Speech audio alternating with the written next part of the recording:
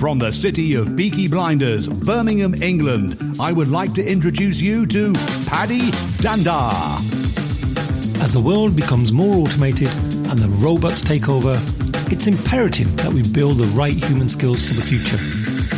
So pull up a chair, grab a samosa or two, and make yourself very uncomfortable. Welcome to another episode of the Superpower School podcast. In today's episode, we're going to do things a little bit differently. We've got a very special guest who I just thought was so unique. I had to get him on the podcast. Now, I don't know too much about him, and I think the magic of doing this podcast is actually to discover more about our guest as we go along with the conversation. But what I do know is he's written a book about the secrets of Amazon. And unfortunately, we couldn't get Jeff Bezos. So we've got the next best thing. We have Steve Anderson on the show today. So, hey, Steve, how are you doing? I am great, Paddy. Thank you so much for having me on. Oh, you're welcome, Steve. And yeah, I'm really excited about this episode because this sounded like a really cool book. I saw it on Amazon and I thought, hey, you know what? I'm going to try and get this guy on the show today.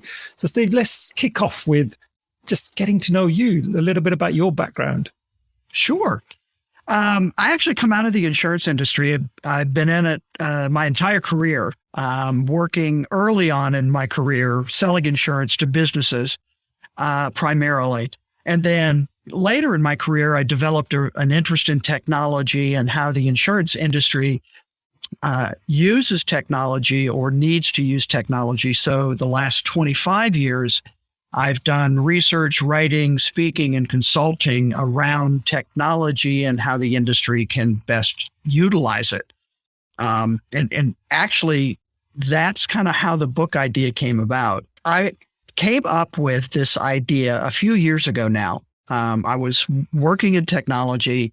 I realized technology was changing so rapidly that was the biggest risk business face today actually not taking enough?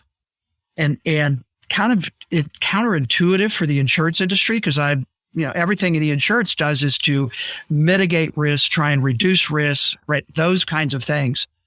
But with technology, and again, the development so rapidly, the risk is actually in inaction and not doing enough and not experimenting. So that led me to start researching that idea, looking at businesses that have been successful and are no longer around. So what happened? And businesses that are successful and continuing to be successful. And certainly the unsuccessful ones, somewhat well-known, right? Either Kodak, BlackBerry, Blockbuster, CompUSA, Sears. I mean, we have lots of examples, and I started trying to figure out what's the difference. Well, I came across Amazon as an example of a company that continues to grow and be successful. And in that research came across the letters to shareholders that Jeff Bezos wrote, starting in 1997 when they went public. And actually ending in 2020 when he stepped away from being CEO of Amazon and moved into a executive chairman role. And so I read through those letters. I mean, and literally over a few days, read them in sequence and was astounded at how much information Bezos talked about in those letters about how Amazon grew. And mindsets and ideas, some which were very counterintuitive to the way many businesses run today. So that was kind of the germ of the idea of the book. And eventually, through several iterations, came up with what I call 14 growth principles that Amazon has used to grow that I believe apply to any company if they're willing to think differently about what they're doing and how they're doing it. Oh, that sounds really interesting. I guess, I would never have thought about letters to shareholders as being a place where we're going to see such value. Exactly. And I would say it's very unusual. I mean, most letters to shareholders are touting the business and what they've done and, you know, the CEO and how great they are and those kinds of things. But there are a handful of CEOs who use it as an opportunity to, I think, teach or, you know, kind of talk philosophically. And I think that's what Jeff Bezos did. And I frankly think he will go down in history as one of the best CEOs that's out there right now. Got it. And as part of your research then, Steve, did you compare against any other organizations, or was it predominantly Amazon, the one that you focused on? I decided to focus on Amazon, again, because the information was so rich. And so, you know, the 14 principles I've grouped into what I call 4 cycles: test, build, accelerate, and scale. And I believe every business is going through those cycles all the time, either new products, new platforms, new services. They're testing them out. They're building on that success. They're accelerating that growth, and then they're scaling that into bigger areas. And the principles in each of those sections can lend themselves to how did Amazon do it? And maybe for me, more importantly, how any business could look at it and start adopting some of that mindset. And I think I always want to try and emphasize the fact that today we know Amazon as huge, right? Whatever the current $1.6 trillion market cap and all those kinds of things. But I try and emphasize that Bezos started in a garage like every other entrepreneur. And so if you're thinking, I'll never be another Amazon, you're probably right. But that doesn't mean you can't learn how to grow as much as you want to grow. Maybe you don't want to be an Amazon, but you want to be successful as an entrepreneur. You're creating a lifestyle that fits you as an individual. And again, I think Bezos and his thought processes can help you achieve whatever goals you have.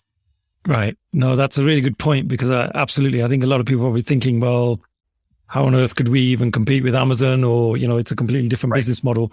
And would you say, you know, this book is aimed at leaders? Is it aimed at kind of team level people? Like who's it aimed at? I would say leaders probably first, because they generally are the ones that, again, have to lead, right? Have to either, if they want to adapt or change things in their business, it really, it doesn't have to start at the top, but it's easier if it does. But also teams or individuals or product managers or whatever position that might be in the organization, a lot of times that change can kind of percolate up from somebody trying it in their division and having success.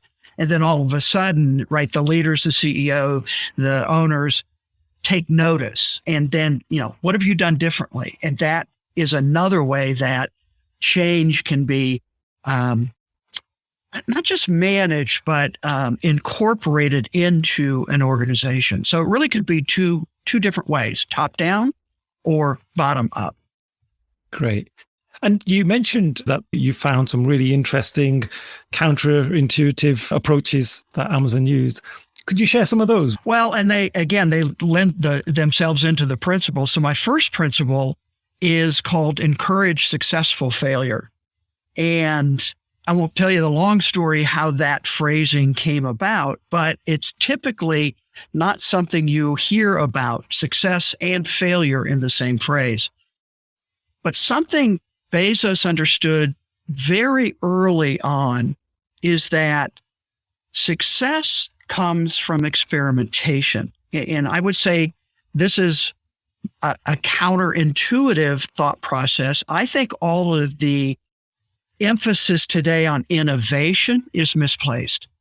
I think businesses, I can't say they don't need to innovate, but I think that's a byproduct of invention. And that's actually principle number 3, practice dynamic invention and innovation.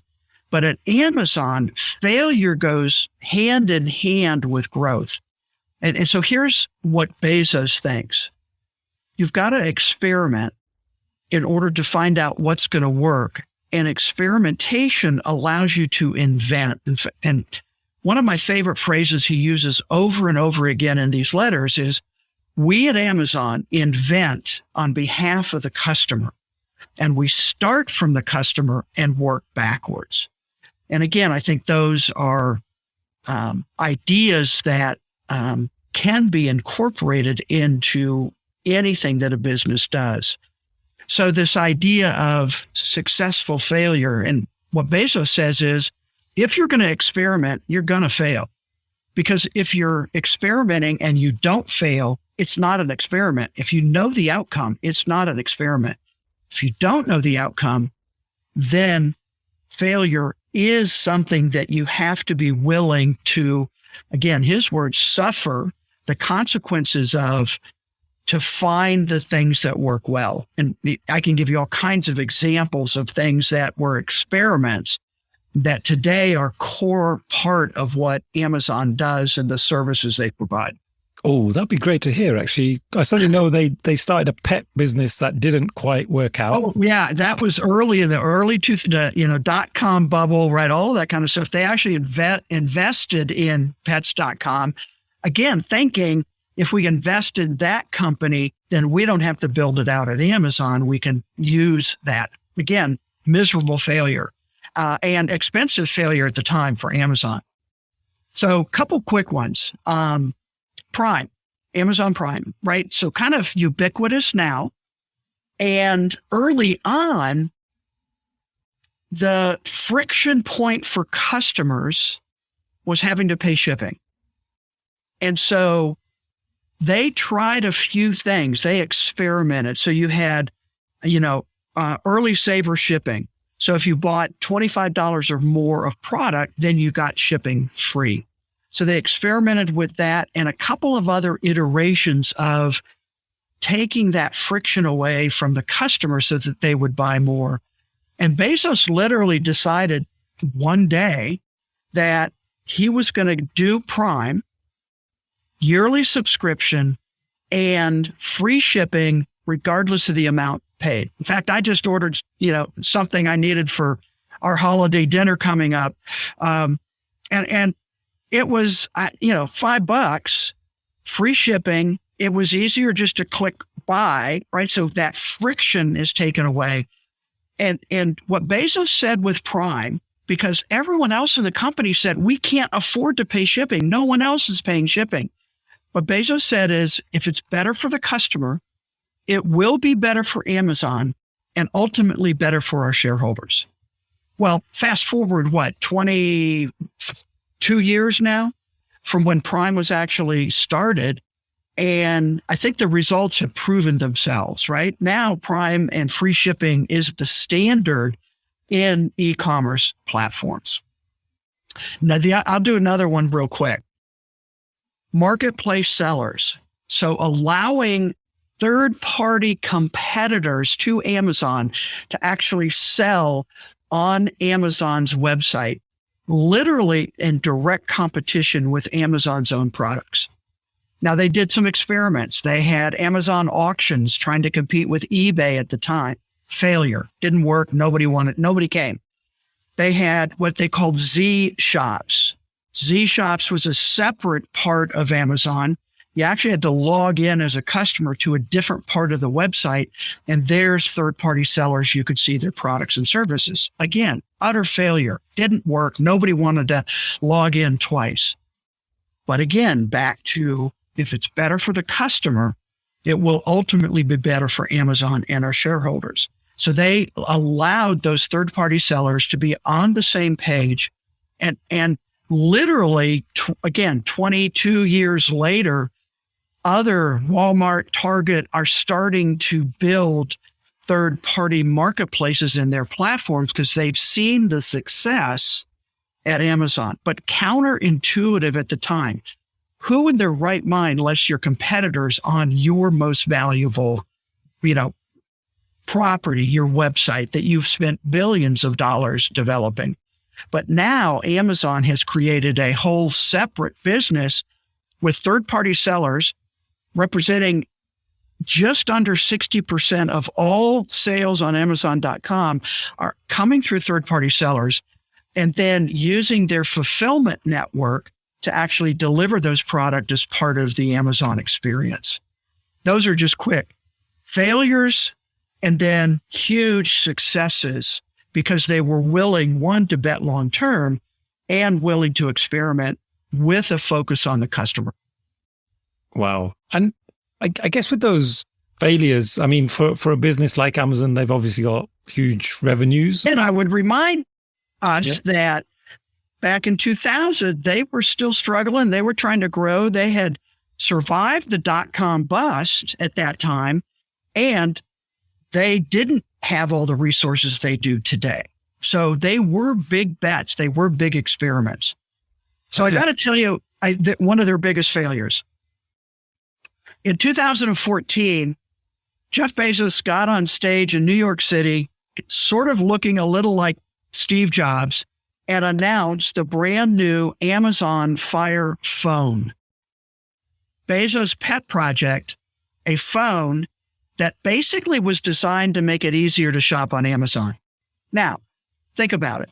2007, the iPhone came out. Android phones were out. People have already picked the phones they were going to use. Who needed another phone option? Well, come to find out, nobody. And in fact, at one point in 2014, they dropped the price of the phone to 99 cents, and they couldn't give it away. Last quarter of 2014, Amazon wrote off $178 million in development and inventory costs. And you have never seen a phone from Amazon since. Huge failure, expensive. However, back to my first principle, encourage successful failure. Where's the success out of that?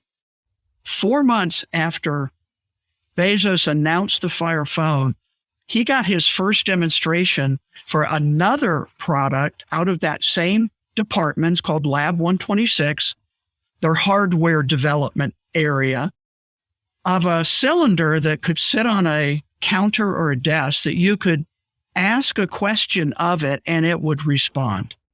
The first iteration of what we have come to know as Amazon Echo and Amazon Alexa, the machine learning software, right, that allows the Echo to do what it does. Huge success coming out of a failure of the phone, but they were able to successfully take what they learned about voice processing on the phone and translate it into a device that now has become a part of people's home experience, right? Wow. Yeah, no, that's amazing, isn't it? And so in terms of some of the other principles in the book, Steve, what's the other two really big ones that you would recommend? Well, again, that's always a hard question for me. And I kind of put it in terms of, that's like asking me which of my 7 grandchildren do I love best, right? So it's hard, but I would say a couple kind of stand out in terms of resonating with people. I think one is principle 4, which is obsess over customers. Now, I think every business pays attention to their customers. They have great customer service. We have lots of names we call it, right? Great customer service, customer journey, customer focus, right? All those kinds of things. At Amazon, though, Bezos used in that very first 1997 letter the term obsess. We will obsess over customers. And I think that's just an interesting take on how they look at the customer. I already mentioned earlier this idea of inventing on behalf of the customer and starting with the customer and then working backwards into products, services, and platforms that customers maybe don't even know they need, but resonate with, like an Echo, right? If you had told somebody, do you want a device that sits on a counter, looks like a Pringles jar or something, and you can talk to, nobody knew even what that would mean.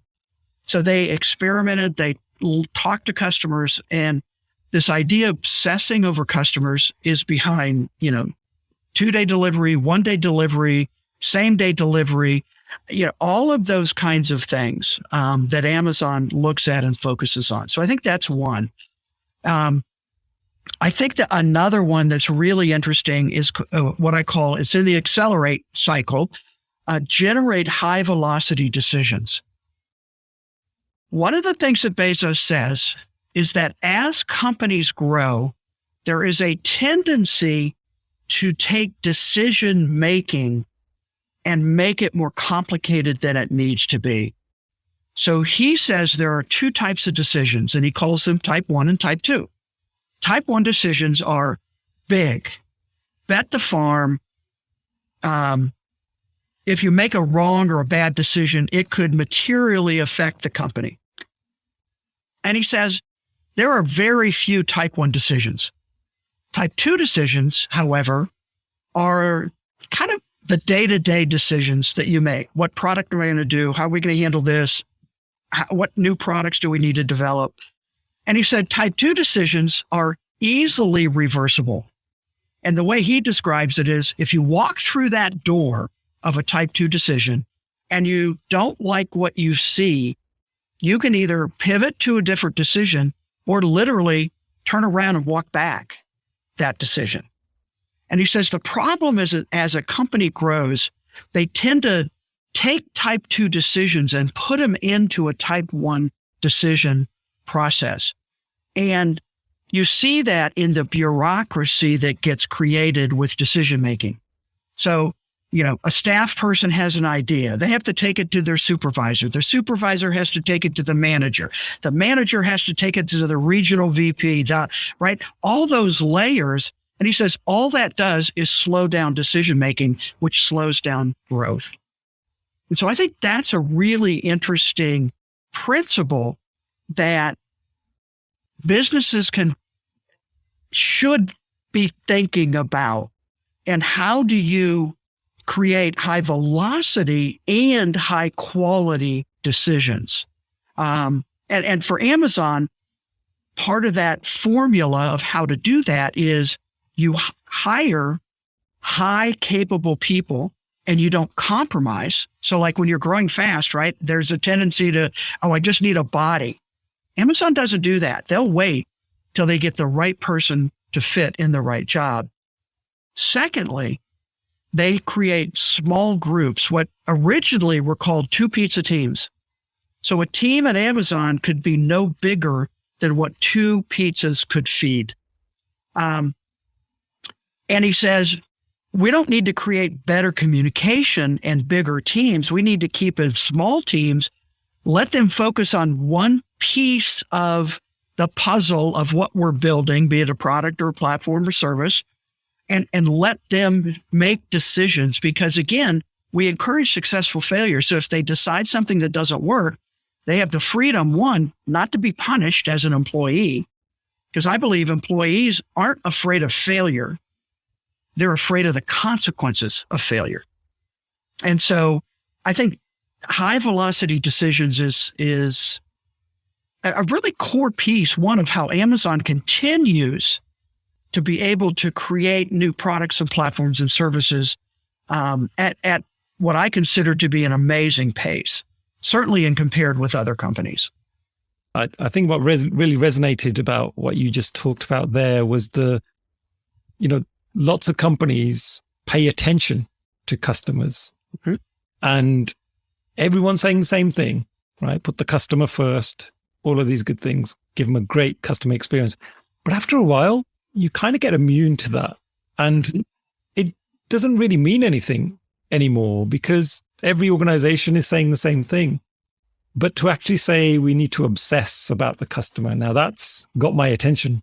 Yeah, straight away is sparking some thought that, hey, this is different. This is more than just something we need to do. We absolutely have to do this now. And Amazon has 3 customer pillars, started in 97, still today. Wide selection.